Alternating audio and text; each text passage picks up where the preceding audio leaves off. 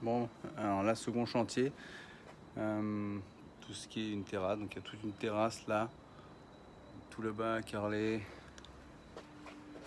tout là et toute la partie là-bas. Alors là, la difficulté qu'il y a eu, c'est qu'il y a une personne qui est venue faire le carrelage déjà avant, on voit là, personne qui a fait le carrelage déjà avant. Hop, tout là, toute la partie là, il a fallu tout redécoller entièrement, parce que d'où la nécessité de faire du double encollage, la colle en dessous, surtout pour du plus de 60-60, et le monsieur lui a dit non, moi c'était pas la peine, du coup il a pas fait de double encollage. Résultat, les carreaux ne tiennent pas, je vais vous montrer là-haut. Là il a fallu enlever tous les carreaux, donc les carreaux ils sont tous partis, il n'y a même pas de colle en dessous, il n'y a rien du tout. Donc résultat, il a dû s'embêter à tout défaire. Ensuite j'ai tout poncé avec une surfaceuse, et on a mis donc du primaire d'accroche dans tous les trous pour recombler après, parce qu'à certains endroits c'est parti.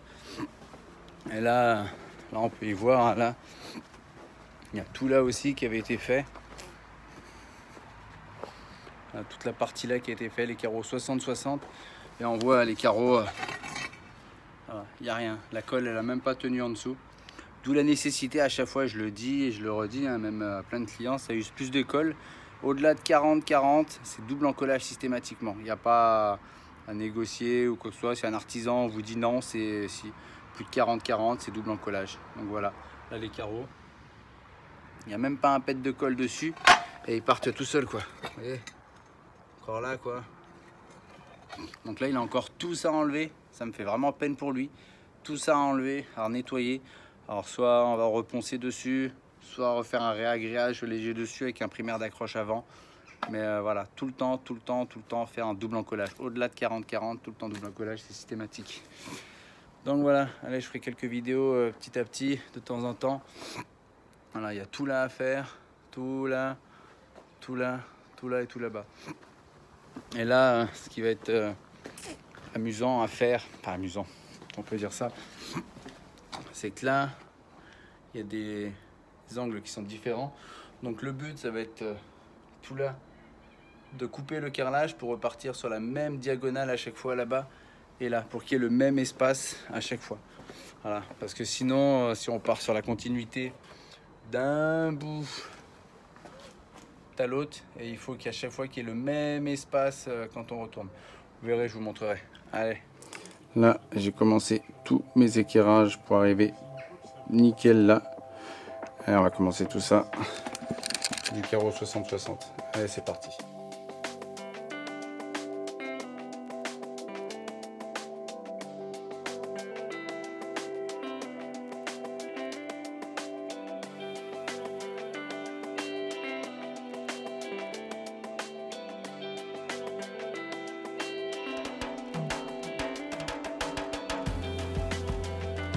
Bon bah voilà, allez, on continue.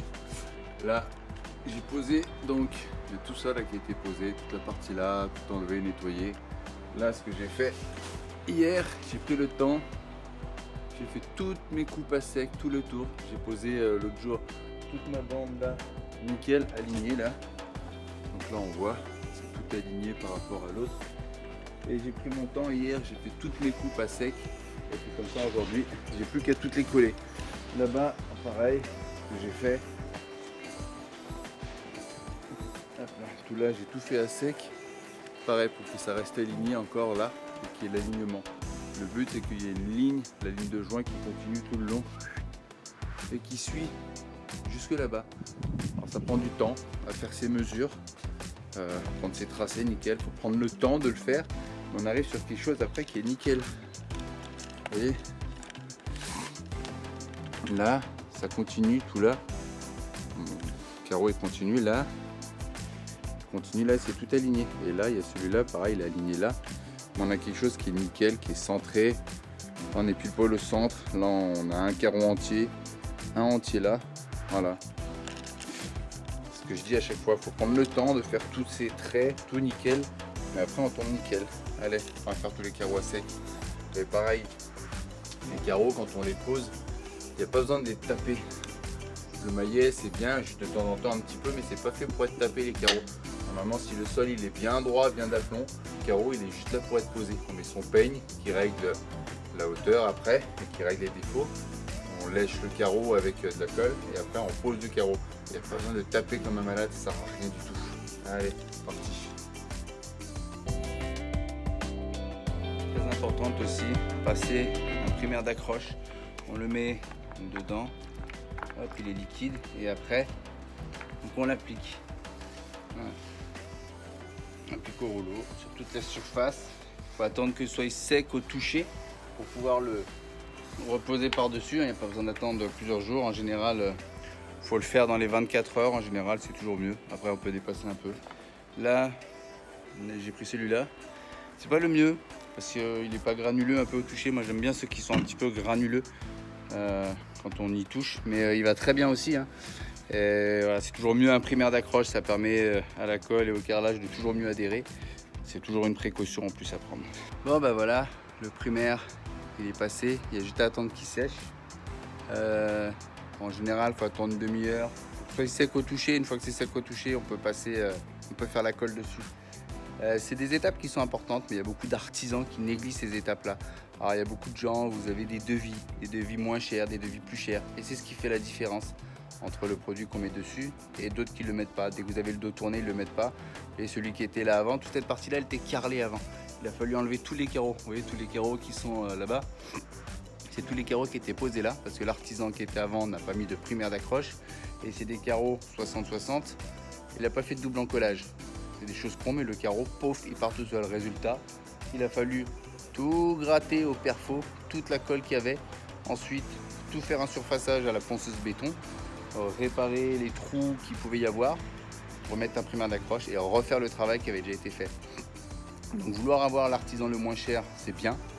Mais s'il y en a un qui est moins cher, c'est qu'il y a une raison. Bien souvent, soit il me prend des produits de mauvaise qualité, soit il oublie certaines étapes où il dit qu'il le fait et quand les clients ont le dos tourné, il ne le fait pas.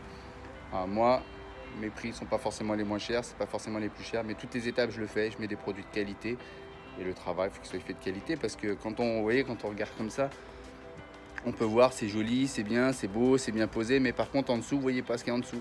Et si les choses ne sont pas faites comme il faut, bah en dessous, ça pourrit, ça se dégueulasse, et puis bah, au bout d'un an, 2 ans, vos carreaux ils partent, ils cassent, ils fissurent, et puis vous avez un travail qui dans la durée, ça devient n'importe quoi. Donc des fois, mieux vaut avoir un devis qui est plus cher avec quelque chose qui dans la durée, quand vous posez une terrasse, c'est pour 10 ans ou 15 ans. Donc je pense que si vous ramenez sur 10 ans, vous avez un devis qui est peut-être 2000 € plus cher. Ramener sur 10 ans, ça vaut le coup de prendre peut-être un artisan qui est plus cher, mais qui fait quelque chose qui est correct avec des produits surtout de qualité et surtout qui ne néglige pas les étapes. Bon ben voilà, enfin fini. Ça a été long, j'ai eu du mal à faire les joints parce qu'à chaque fois ça pleuvait.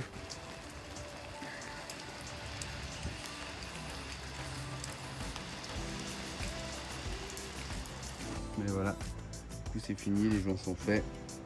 Là, c'est bien coupé, tout en arrondi. Après, il faudra que je fasse les plaques plus tard. Et mon joint de dilatation. Frappe ces fourmis, il y en a partout, il me fait chier. Là, mon joint de dilate. Là, fini droit nickel d'un poteau à l'autre. Poncé après. Donc là, tous les joints faits. La pergola, pareil, tout fini. Donc là, on voit bien, il n'y a rien sur les murs. En plus, c'est du joint très très foncé. On va mettre des scotch orange. Mais voilà. Et du coup, tout est fini. Ça rend bien. Après, il y aura certainement la piscine que je vais faire. Le tour de la piscine, pareil. Avec des coupes en arrondi. Là, on voit bien du coup comment ça rend. Là, ça part comme ça. Et après, pof, ça repart de l'autre côté. Avec un petit joint en silicone. C'est comme ça fait un petit joint de dilate en plus. Là, les deux petits bouts là. Mais on voit bien, là, ça part d'un sens là tout droit. Et hop, ça repart de l'autre côté. D'où l'importance de faire un bon calpinage nickel là. Et vous voyez, à chaque fois, on retrouve pareil là devant les poteaux. Paf, paf, paf, paf. Et là, pareil. Il y a pareil là, quasiment.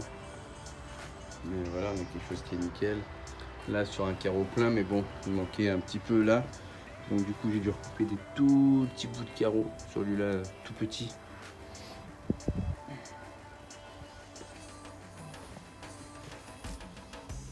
Voilà. Là, vous voyez, on a le carreau en entier. Il part D'un bout à l'autre, il suit tout là. Et on arrive sur un entier là aussi. Hop, comme ça fait plus le poil en entier. Là, un entier là. Il a fallu le couper un petit peu là. Là, pareil. Silicone gris anthracite. Comme ça fait un petit joint de dilatation aussi.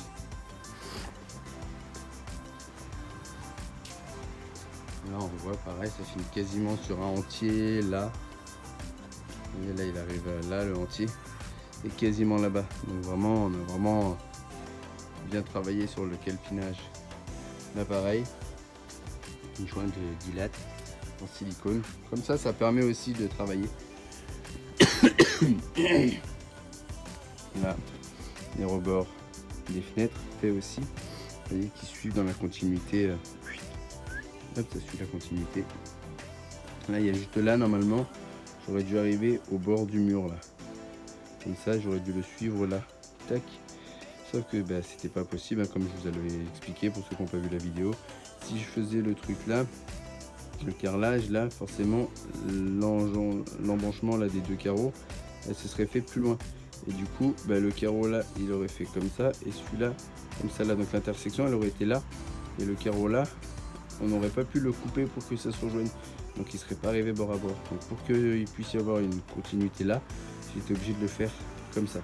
Donc on fait juste un petit décroché comme ça, mais ça c'est pas grave. Donc j'ai dû le couper là, le carreau là c'est pareil, c'est une coupe là aussi.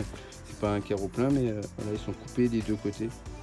Et on n'y voit quasiment pas quoi. Fini, poncé.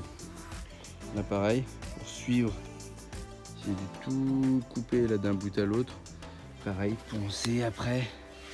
Vous voyez, hop. D'un bout à l'autre. Poncer, comme ça le bord est arrondi. Là, il restera quelques petits trucs de finition après à faire par le client là pour que ce soit dans la continuité. Mais voilà. Et là le retour là-haut avec un petit joint de dilate là-bas. Et là pareil, c'est deux carreaux coupés. On voit c'est pas entier, mais sinon ça faisait pas très joli. Un entier, ça le faisait arriver là à peu près, je crois. Ça faisait un petit bout comme ça là, ça aurait pas été joli. Donc du coup, je vais commencer de là-bas sur des rangées entières. Et là, j'ai pris mes deux carreaux et j'ai fait pile poil la moitié entre les deux. Et puis comme ça, visuellement, c'est vachement plus joli. C'est des petits détails, mais voilà, c'est des petits détails qui ont leur importance, qui bout à bout, voilà, il y a quelque chose.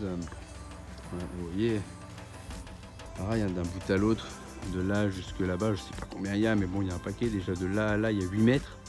Donc je sais pas, il doit peut-être y avoir voilà, entre là-bas, là, et là, il doit y avoir peut-être au moins 30 mètres, je pense. Et vous voyez, la terrasse, elle se suit quoi. C'est plat, c'est droit, c'est parfaitement aligné. Pas trop mal. Bon allez, à plus au prochain chantier. Ciao. Je vais peut-être aller piquer une tête avant d'y aller. Ça va rafraîchir.